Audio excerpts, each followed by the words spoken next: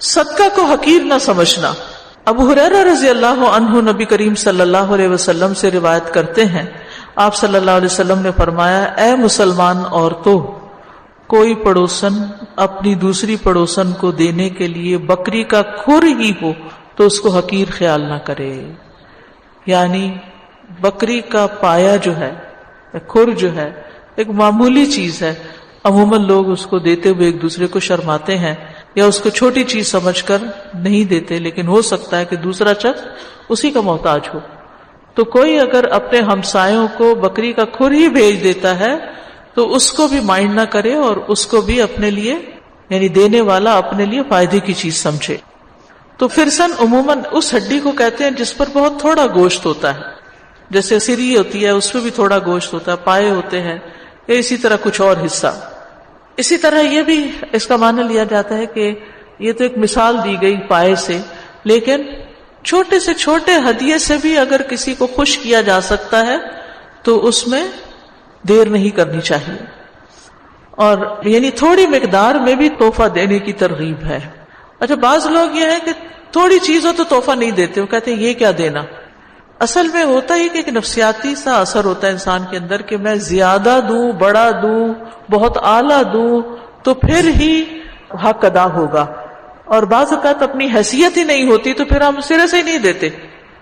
تو جتنی حیثیت ہے، جتنی طاقت ہے، جو دے سکتے ہیں دیں، کیونکہ ہدیے کی جو روح ہے وہ باہم محبت پیدا کرنا ہے، اور اس چیز کو مد نظر رکھنا چاہیے اور خلوص سے دینا چاہیے، نہ کہ بہت زیادہ بڑی چیز اور بہت ساری ریپنگز میں. یہ جو ریپنگ کا معاملہ ہے اس پر بھی ہم سب کو ضرور سوچنا چاہیے کہ یہ سراسر اسراف ہے، کیونکہ اس پر ٹیپ بھی لگ رہی ہے اور قیمتی سے قیمتی کاغذ بھی چڑھے.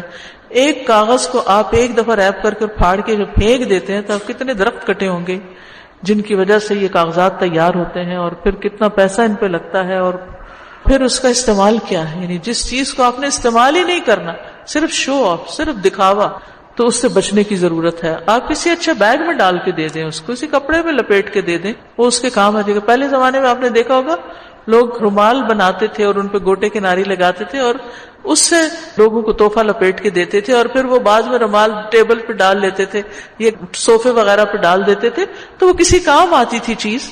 لیکن اب ہم نے یہاں پلاسٹک بیگ ہے، ایک انتہا وہ ہے اور ایک انتہا یہ ہے کہ اعلیٰ سے اعلیٰ کاغذ اور ریپنگ اور پھر اس کے اوپر ڈیکوریشن اور یہ ساری چیزیں.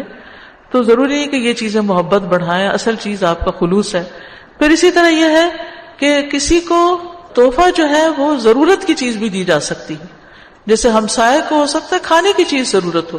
پھر ایک بات یہ بھی پتہ چلتی ہے کہ تحفہ جو ہے وہ صدقہ شمار ہوتا ہے، یعنی آپ کو اس پر اجر بھی ملتا ہے. آپ اس کو دوسرے کی ضرورت پوری کرنے کے لیے دیتے ہیں لیکن اس پر اجر و ثواب بھی ملتا ہے. اور پھر خاص طور پر عورتوں کو صدقہ کرنے کا حکم دیا گیا ہے، یعنی پڑوسن کو ہدیہ بھیجے. اور اسی طرح ایک اور حدیث میں ہے، نبی صلی اللہ علیہ وسلم نے فرمایا، اے عورتوں کی جماعت صدقہ کیا کرو اور زیادہ استغفار کیا کرو. زیادہ صدقہ، زیادہ استغفار، کیونکہ میں نے جہنم میں تم عورتوں کی کثرت دیکھی ہے. اللہ ہم کو بچا لے. تو عورتوں میں سے ایک سمجھدار عورت نے عرض کیا، یا رسول اللہ، اس کی کیا وجہ ہے کہ جہنم میں عورتیں زیادہ ہوں گی؟ آپ نے فرمایا، تم لعنت زیادہ بھیجتی ہو، برے بھلے کہتی ہو لوگوں کو، اور اپنے شوہر کی ناشکری کرتی ہو.